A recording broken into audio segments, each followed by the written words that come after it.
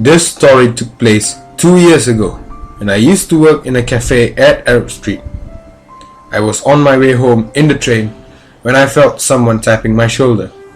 Listening to my MP3, I thought that someone had accidentally bumped me. I ignored. A moment later, it happened again.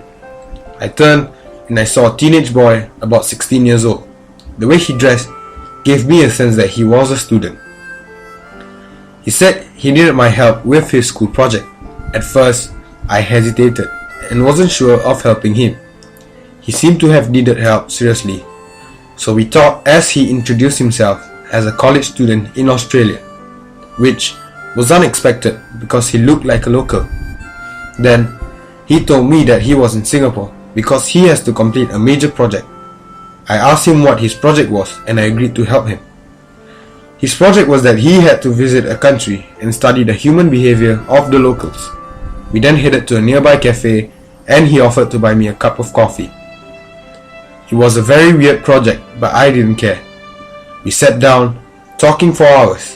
1 cup of coffee became 2, and then it was too much until the waiter knew what we wanted every time we called for him. The night seemed endless when I realized that it was 2 in the morning and I had work at 10.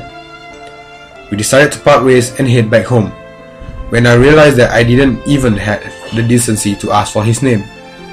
When he told me his name, memories started flashing and I finally remembered who he was. He was a friend of mine when I was in primary school. We lost touch of each other after we entered secondary school. The both of us laughed as I realized that he was waiting to see for how long I would take to remember him.